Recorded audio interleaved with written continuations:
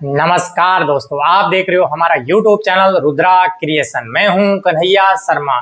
तो दोस्तों, आज के इस वीडियो में हम बात करेंगे ओलंपिक गेम्स में भारत के प्रदर्शन के बारे में।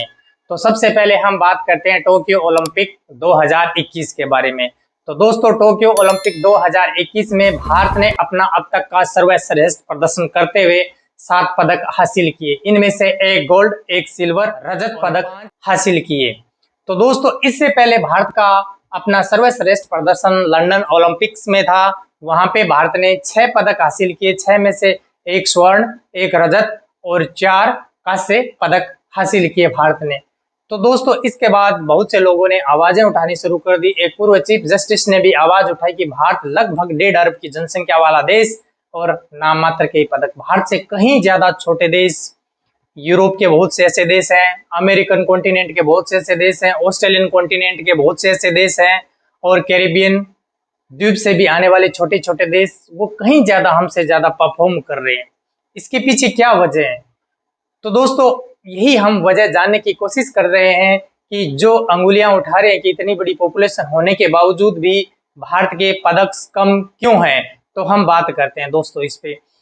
अगर हम बात करें यूरोप की, तो आपको पता होगा कि यूरोप का जो स्टैंडर्ड है, जो ग्रास रूट लेवल पे उनका इंफ्रास्ट्रक्चर है स्पोर्ट्स के प्रति, वो बहुत ज्यादा अच्छा है। अगर हम बात करें यूरोप के कोई भी छोटे से देश के छोटे से ब्लॉक का, आप वहां पे खेल ग्राउंड देखो ना, तो वो जो खेल ग्राउंड का स्टैंडर्ड है, वो इंटरनेशनल जो गेम्स होते हैं, ओलंपिक गेम होते हैं, वहां के जो सरफेस होते हैं वैसा वहां का स्टैंडर्ड होता है। उनको जो जीरो से लेकर उनके जीरो स्टैंडर्ड से लेकर अब तक उन्हें हमेशा खेल से रिलेटेड एजुकेशन प्रोवाइड करवाई जाती है। यानी हम अगर एक कुछ ही शब्दों में ये परिभाषा सीमित करें तो जो उनका इंफ्रास्ट्रक्चर है वो बहुत ज्यादा शानदार है। इसकी वजह से वो इतने मेडल्स जीत पा रहे हैं। यही अमेरिकन में है, यही कैरिबियन द्वीप में है, इस वजह से जीत पा रहे हैं। और अगर हम भारत की बात करें तो 1947 में हम आजाद होने के बाद में लगभग सन 2000 ईस्वी तक तो हम जो बेसिक ह्यूमन नीड होती है उन्हीं पे कंसंट्रेट रहे। रोटी, कपड़ा और मकान हमारे पास वही नहीं थे। और तो हम कहाँ खेलों पे इन्वेस्टमेंट करते, कहाँ ओलंपिक के बारे में सोचते। वो मुनासिब ही था कि उस समय जो भारत सरकारें थी या राज्य सरकारें थी, उन्होंने कंसंट्रेट किया रोटी, कपड़ा और मकान, और वो जायज भी था।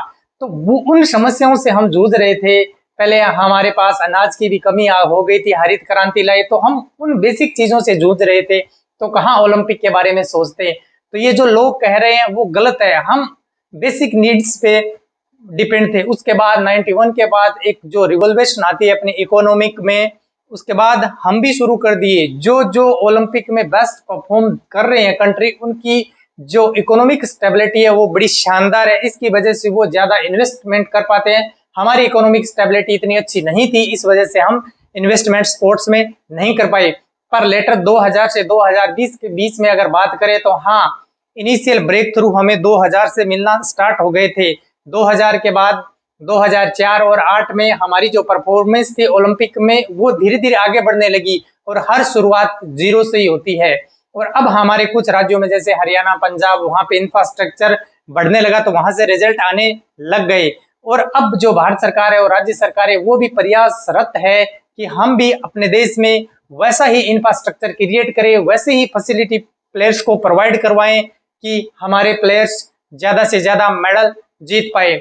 मैं एक एग्जांपल बताना चाहता हूं कि ग्रेट ब्रिटेन ने अपने प्लेयर्स को एक ऐसा हीट चैम्बर बनाया, उसके अंदर प्रैक्टिस करवाया कि क्योंकि यूके का सामान्यतः जो तापमान होता है वो कम रहता है और जापान का तापमान इस वर्तमान स्थिति में ज्यादा था, 35 से 40 डिग्री के बीच में था। तो उन्होंने इस प्रकार का काफी एक्सपेंसिव चैम्बर तैयार किया जहाँ पे ह्यूमस थी, ह्यूमिडिटी थी, और वहां पे उन्हें प्रैक्टिस करवा के अभ्यस्त करवाया गया कि ऐसी परिस्थिति से आपको सामना करना पड़ेगा। और हमारे पास ऐसी आधारभूत सुविधा खेलों के प्रति नहीं है। इसलिए दोस्तों, हमारे जो पदक हैं उनमें कमी आ रही है, पर अब सुधार आ रहे हैं। जनसंख्या से इसका कोई लेना देना नहीं है। हमारे पास इंफ्रास्ट्रक्चर की कमी थी, इस वजह से हम अच्छा नहीं परफॉर्म कर पाए। एक छोटी कम जनसंख्या वाला भी देश क्यों न हो, वहां पे भी अगर इंफ्रास्ट्रक्चर नहीं होगा तो वो नहीं परफॉर्म करेगा, और इंफ्रास्ट्रक्चर स्ट्रॉन्ग होगा तो वो ज्यादा परफॉर्म करेगा।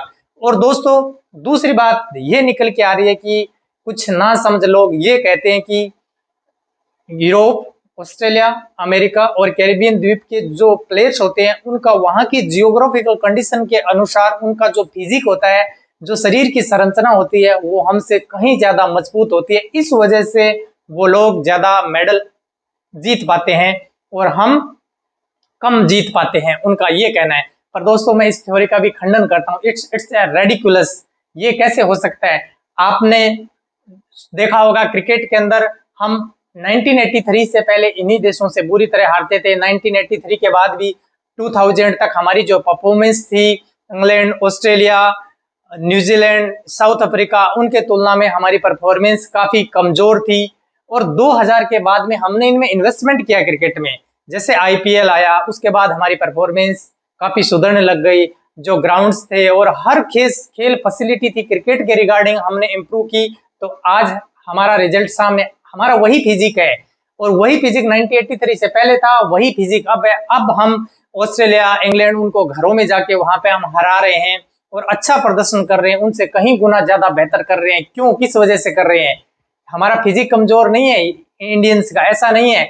हमें आधारभूत स्ट्रक्चर क्रिकेट का अच्छा मिला, काफी इन्वेस्टमेंट हुआ और जो बोर्ड्स थे उन्होंने काफी अच्छा ध्यान दिया और जो मनी फ्लो था वो काफी ज्यादा बढ़ गया। उसकी वजह से हमारे प्लेयर अच्छा परफॉर्म कर पा रहे हैं।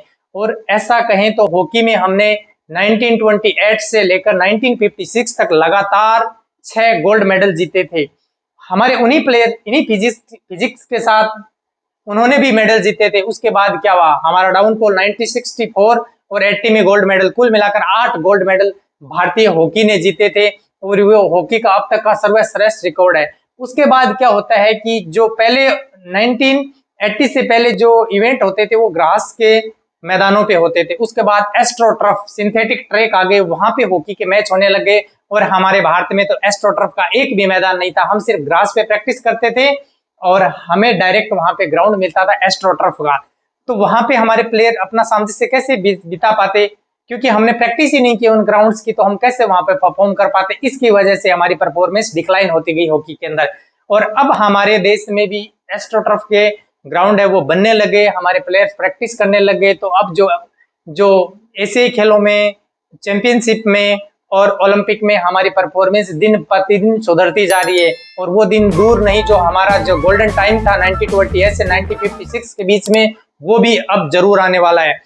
तो दोस्तों मैंने इस वीडियो के माध्यम से जो कुछ शंकाएं थी, जो कुछ क्लैरिटी नहीं थी, उन्हें दूर करने की कोशिश की है। अगर मेरा वीडियो आपको अच्छा लगे तो लाइक कीजिए, शेयर कीजिए एंड सब्सक्राइब कीजिए। थैंक यू दोस्तों।